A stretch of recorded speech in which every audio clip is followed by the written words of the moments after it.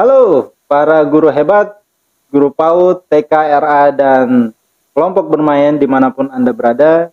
Jumpa kembali di channel Calistung Asik Indonesia, masih bersama Ibu Inti Farhati. Alhamdulillah kita akan tetap melanjutkan sesi podcast kita dengan tema-tema yang aktual, tema-tema yang pastinya Anda semua butuhkan. Sebelumnya kami ucapkan terima kasih sebesar-besarnya untuk yang sudah support channel ini, yang sudah subscribe, like, dan share. Yang belum, kami minta Anda dukung bersama kita, channel Calistung Asik Indonesia, menyebarkan semangat literasi ini. Lakukan subscribe sekarang dan berikan komen di bawah. Nah, Ibu Inti, ya, sebelum kita masuk pembahasan topik hari ini, silakan ada yang Ibu mau say hi ke sahabat. Oke, Assalamualaikum warahmatullahi wabarakatuh. Pak Maksi, saya akan menyapa teman-teman guru binaan saya dulu dan baik. guru-guru seluruh Indonesia. Yang pertama saya akan menyapa guru binaan saya, guru RA Kecamatan Pamulang khususnya, halo. Halo. Dan guru RA di Kota Tangerang Selatan, halo Bunda Aat dan segenap pengurusnya. Kedua, saya akan menyapa juga guru RA di Jakarta Selatan dengan Bunda Yani sebagai pengurus dan ketuanya. Halo. Dan guru-guru RA di Kecamatan Pancoran Mas, Depok. Halo. Guru-guru PAUD di Kecamatan Tapos yang bergabung dalam Himpau di Kecamatan Tapos. Dan yang menarik Pak Maksi, saya juga akan menyapa, nanti kok saya nggak disapa ya. Saya akan menyapa seluruh guru PAITK yang tergabung dalam forum komunikasi guru PAITK se-Indonesia dengan Bu Entin dan seluruh pengurusnya. Mudah-mudahan ibu bapak semuanya dalam keadaan sehat walafiat, dalam keadaan semangat, sehat selalu.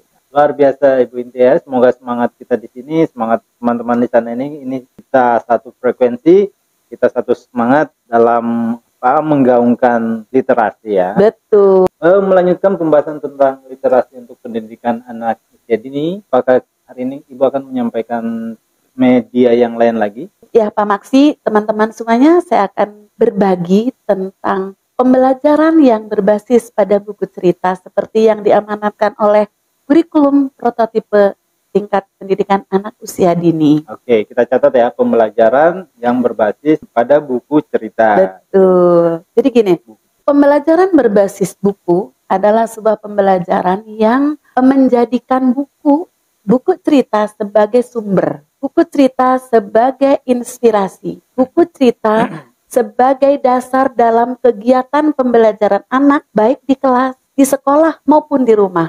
Oke. Dan satu lagi yang paling penting adalah pembelajaran yang menjadikan dasar bagi pengembangan 6 aspek perkembangan anak. Oke. Itu pengertiannya. Pertanyaannya, pembelajaran berbasis buku cerita ini apa ini juga menjadi bahasan di dalam kurikulum paradigma baru? Betul sekali. Jadi begini Pak Maksi, kurikulum paradigma baru atau kurikulum prototipe di level pendidikan anak usia dini itu basisnya adalah literasi. Dan literasi salah satu unsurnya adalah pembelajaran yang sangat dianjurkan adalah pembelajaran yang berbasis pada buku. Jadi itulah bedanya. Kalau kurikulum 2013 pembelajarannya kan basis pertamanya adalah tematik. Yang sekarang basis utamanya adalah book project atau pembelajaran berbasis pada buku. Di mana nanti tema-tema itu sini sebenarnya ada di dalamnya. Jadi yang pertama itu rumah besarnya dalam buku cerita, kemudian tema-tema itu ada di dalamnya, seperti itu. Ini terjadi transformasi dari pembelajaran tematik ke pembelajaran berbasis literasi, ini bisa Ibu ceritakan? Iya, betul. Sebenarnya kembali kepada podcast kita awal ya, bahwa betapa pembelajaran literasi ini menjadi sesuatu yang harus dikembangkan mulai dari pendidikan anak usia dini. Dan saya sudah jelaskan banyak sekali teknik, strategi, metode, ataupun materi yang bisa dikembangkan dalam pembelajaran berbasis literasi. Salah satunya adalah book project. Maaf ya, bukan proyek pengadaan buku. Book project berarti bukan proyek pembuatan buku, bukan ya. Buku ya. Okay. Jadi tadi kenapa? Karena saya menggunakan istilah project itu sebenarnya apa yang sudah disebutkan, apa yang menjadi familiar sebutan bagi teman-teman guru di TK saya dulu Pak Maksi. Jadi mereka lebih senang menyebutnya adalah book project. Nah, diterjemahkan lagi dalam istilah sekarang adalah pembelajaran yang berbasis pada buku. Tadi ya, pembelajaran berbasis pada buku cerita. Buku cerita, buku fiksi, nah, Ibu buku non-fiksi. Bisa ceritakan ini kelebihannya dari metode atau pembelajaran tematik apa nih, kalau berbasis buku cerita? Ya, kalau sekarang kita tahu kurikulum prototipe yang menjadi dasar atau ruhnya adalah literasi. Ya. Jadi basisnya seperti itu. Nah tadi bukan berarti, menurut saya nih, bukan berarti akan menghilangkan pembelajaran tematik. Sebenarnya pembelajaran tematik sudah otomatis ada di dalam book project atau kegiatan tetap buku. Include ya, tetap dalam include. Book project ini. Tetapi mungkin adanya di dalam buku itu, gitu ya Pak ya. Jadi sebenarnya kalau kita bicara tentang book project atau pembelajaran berbasis buku itu sangat menarik ya. Dan alhamdulillah Pak Maksi di TK saya dulu 15 tahun yang lalu kami dengan teman-teman guru mungkin yang dulu mengajar di TK Cordova itu masih ingat 1 bulan sekali kita melakukan book project. Jadi kita 1 tahun itu sudah mengelis buku-buku apa yang akan dijadikan project dan akan dijadikan dasar untuk pembelajaran selama 1 tahun. Dan ternyata itu menarik. Itu berarti 15 tahun lalu. Sekarang pemerintah ini mengangkat di dalam kurikulum paradigma baru ya. Iya. Luar biasa. 15 tahun. 15 tahun. Ibu sudah melakukan itu 15 tahun yang lalu. 15 tahun lalu. Dan mungkin saya akan sebutkan beberapa guru-guru yang dulu 15 tahun lalu itu melakukan book project ya. Saya ada teacher Risma, teacher Laksmi, ada teacher Yuli, ada teacher Eka dan lain sebagainya. Mereka mungkin sekarang begitu memahami banget karena sudah 15 tahun kami melakukan itu ya. Jadi gini Pak Maksi, kalau kita bicara tentang pembelajaran berbasis buku atau book project yang kami sebenarnya ini istilah intern ya. Intern guru-guru kami dulu menyebutnya book project. Jadi 15 tahun yang lalu kami sudah melakukan itu dan itu rutin. Jadi setiap awal bulan guru itu sudah mengelis buku-buku apa saja yang nanti akan dijadikan menjadi basis atau dasar kegiatan pembelajaran anak atau proyeknya anak itu sendiri. Gitu. Jadi kemudian setelah itu mereka membuat perencanaannya, membuat mapping kegiatannya seperti apa, kayak semacam desain perencanaannya seperti apa, seperti itu. Jadi sudah cukup lama gitu. Dan Pak Maksi mau tahu nggak?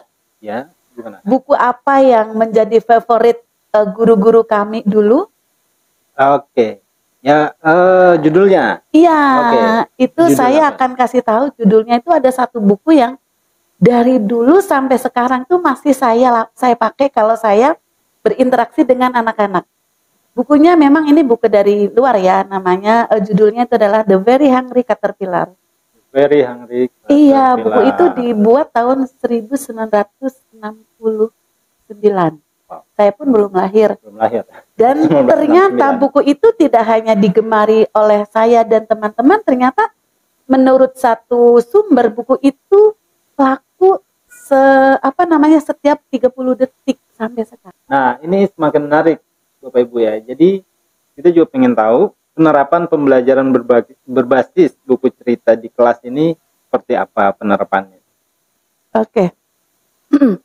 Ini singkatnya yang pertama adalah kita tentukan dulu buku apa yang akan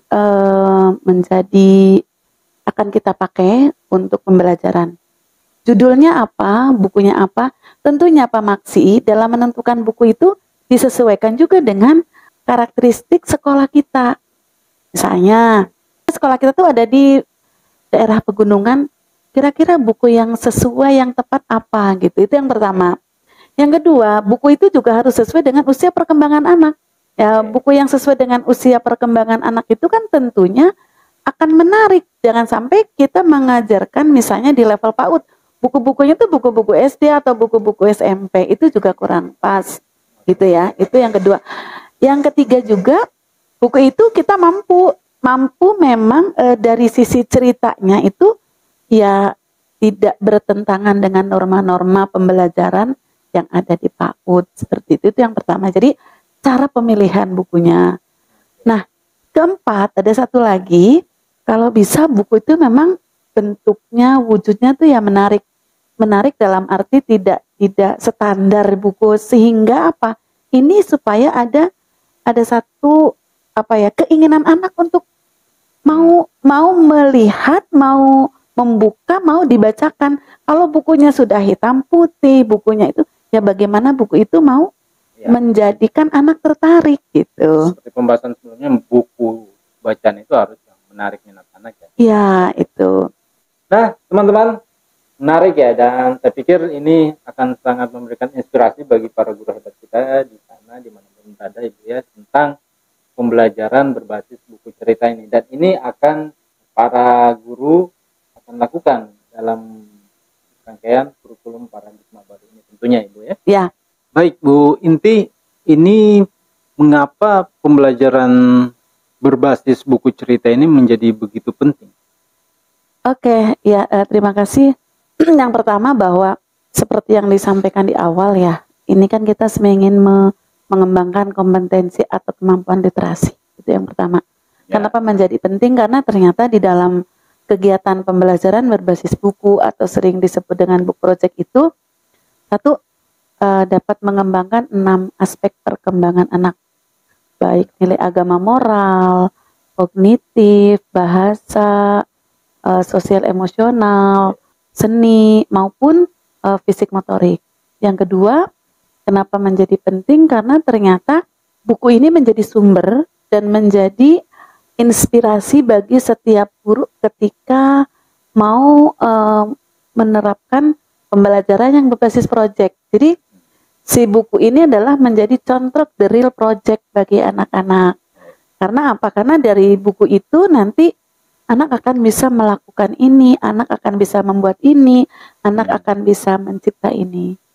Dan yang terakhir, bahwa pembelajaran berbasis project itu sangat fleksibel ya, bisa diterapkan di kelas maupun di luar kelas, di sekolah maupun di luar sekolah, yaitu di rumah dengan orang tua. Nah, implementasinya ini bagaimana di lapangan? Iya. Jadi implementasinya itu saya, Pak Maksi, saya hanya ingin menceritakan tentang pengalaman atau best practice saya tentang pembelajaran berbasis project yang tadi sudah disampaikan, yang sudah dilakukan itu 15 tahun yang lalu, tahun 2005. Lebih dari 15 tahun, 2005, 2006, 2007 itu kami sudah melakukan itu, kami sudah menerapkannya. Dan seperti apa? Nah, contoh saya mengambil satu buku yang sangat familiar, yang judulnya itu The Very Hungry Caterpillar. Nah, di buku itu ternyata ketika dijadikan menjadi buku yang akan dibedah. Jadi sebenarnya book project atau pembelajaran berbasis buku itu kan seperti bahasanya itu seperti bedah buku untuk level anak perguruan tinggi, SMA gitu ya. Jadi kita satu ambil buku yang akan menjadi ikonnya. Nah, itu buku yang berjudul The Very Hungry Caterpillar, itu buku yang menjadi buku favorit. Ya. Dan dari buku itu sebenarnya anak akan belajar. Jadi kelihatannya judulnya cuman kalau di bahasa Indonesia kan itu ulat yang sangat lapar. Yeah. Tetapi ketika buku itu dijadikan sumber belajar, itu ternyata anak banyak banget belajar dari buku itu. Nah, cerita ringkasnya kan perjalanan seekor ulat yang diawali oleh telur yang kemudian menetas menjadi ular kecil, kemudian ular kecil itu menjadi the big caterpillar yang menjadi ular yang besar, kemudian dari ular yang besar itu kemudian dia menjadi seekor kepompong, dan dari kepompong itu akan menjadi ulat akan jadi kupu-kupu yang sangat indah. Ya, the beautiful butterfly. Nah, ternyata dari buku itu yang mungkin simple, cuman isi tidak lebih dari ya sekitar 10-an halaman, tapi memang bentuknya pop-up book ya. Itu anak akan belajar nama-nama hari, anak akan belajar tentang nama-nama buah-buahan, anak belajar tentang matematika menghitung. 1 apel, 2 pir, 3 plums, 4 strawberry, dan lain sebagainya. Dan yang menarik dari buku itu ternyata ketika dibedah, ketika dijadikan sebagai best projectnya, itu anak akan belajar mana makanan-makanan yang sehat dan mana makanan-makanan yang tidak sehat. Karena di hari Sabtu itu si ulet, jadi ceritanya kan hari Senin hari pertama dia makan 1 apel, dia ternyata masih lapar. Kemudian makan 2 pir, masih lapar. Hari ketiganya makan 3 plum, masih lapar. Kemudian makan makan strawberry, 4 strawberry, terus makan jeruk. Itu kan makanan-makanan, terus kemudian masih lapar. Dan begitu hari Sabtunya dia makan, Masya Allah, makan itu apa aja. Makan ice cream, makan lollipop, makan coklat, dan itu termasuk makanan-makanan. Dan ternyata setelah makan makanan itu semua, ternyata si ulat itu sakit perut. Nah, disinilah nilainya. Jadi mengajarkan sosial emosionalnya untuk tidak makan makanan terlalu banyak. Kemudian untuk agar kita harus menjaga makanan sehat. Nah, ternyata dari buku itu, kalau kita mau petakan menjadi 5 atau 6 aspek perkembangan, dari mulai nilai agama moralnya, itu kalau makan itu kan ada istilahnya, makan jangan terlalu banyak, berhenti sebelum kenyang, iya kan? Tidak seperti ulat itu gitu. Kemudian misalnya kalau mau makan juga jangan lupa membaca doa. Kemudian sosial emosionalnya tadi tidak makan terlalu banyak. Matematikanya apa? Matematikanya menghitung 1 apel, 2 pir, 3 plums, 4 strawberry, gitu ya. Kemudian mengenal nama-nama hari Senin, mengenal sedikit banyak itu. Kemudian misalnya artnya atau seninya apakah ada di situ? Seninya ada apa ternyata? Oh, anak tuh mewarnai, membuat katakanlah membuat model apel dari kertas bekas, dari kardus bekas. Dan yang menarik di sini adalah sainsnya, bagaimana siklus hidup metamorfosis seekor kupu-kupu yang diawali oleh telur, menetas menjadi ulat.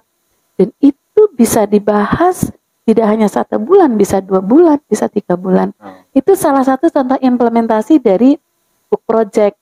Dan teman-teman guru PAUD, guru TK, guru RA, guru kelompok bermain boleh menggunakan buku apa saja, yang penting tadi buku itu sesuai dengan usia perkembangan anak, buku itu memang sesuai dengan karakteristik lembaga, ya kan? Iya, demografinya, gitu kan. Kemudian yang paling penting buku itu eye catching, bukunya menarik ya. Nanti ada berbagai contoh buku-buku yang bisa digunakan untuk pengembangan literasi. Kemudian yang terutama sekali, bagaimana buku itu membuat anak ingin membaca. Itu yang paling. Dan gambarannya ini nanti ketika kurikulum paradigma baru ini mulai dijalankan, Bu, apakah ini ada buku-buku standar yang diberlakukan oleh pemerintah, atau guru bebas memilih? Sebenarnya project book ini tidak hanya untuk kurikulum nanti ya. Jadi sebenarnya kalau kita bicara ya contoh buktinya saya 15 tahun yang lalu tidak ada kurikulum baru, kurikulum yang lama tetap masih bisa menerapkan pembelajaran berbasis buku atau book project ini, Pak. Jadi kita tidak lagi bicara mau kita menggunakan kurikulum lama, mau kurikulum baru, itu sebenarnya bukan di situ, tapi sejauh mana kita memang ingin menerapkan pembelajaran literasi yang kebetulan di kurikulum baru itu dikuatkan, ditekankan dan dimaksimalkan, lebih direkomendasi, lebih dititik beratkan gitu. Itu sebenarnya kalau di sekolah-sekolah yang biasa menerapkan ini bukan sesuatu yang barang baru gitu ya. Ya contohnya di TK saya udah 15 tahun kita menggunakan book project ini gitu. Jadi tadi pertanyaannya apakah ada standar buku? Tidak. Jadi bukunya yang penting itu. Yang tadi boleh, melalui apa tahap pemilihan buku tadi aja gitu Bu ya. Iya, Ibu betul. jelaskan barusan. Ya. Oke. Jadi tidak ada harus buku seperti ini, silakan, karena sejatinya itu banyak sekali buku-buku ya. Mau kita berbuku yang berbahasa Indonesia, berbahasa Inggris, atau berbahasa asing, itu sebenarnya banyak kalau kita mau mencari ya, bisa di perpustakaan, di toko buku, Ya. seperti itu. Para guru hebat, guru RA, guru TK, dan guru kelompok bermain, ini suatu insight yang luar biasa sekali ya. Jadi ada pencerahan baru lagi nih tentang pembelajaran berbasis buku cerita yang disampaikan oleh Ibu Inti Fathati. Alhamdulillah. Kemudian ya tentunya bagi teman-teman yang penasaran ingin bertanya lebih lanjut, silakan tinggalkan di kolom komentar di bawah. Atau mungkin ingin menghadirkan beliau, boleh bagi narasumber, atau ingin berkonsultasi langsung, silakan hubungi nomor yang ada di video ini. Seperti itu, kita akan ketemu lagi di podcast-podcast berikutnya, tentunya dengan topik yang lebih menarik lagi. Terima kasih untuk perhatian Anda. Jangan lupa subscribe, like, dan share video ini. Salam literasi. Wassalamualaikum warahmatullahi wabarakatuh.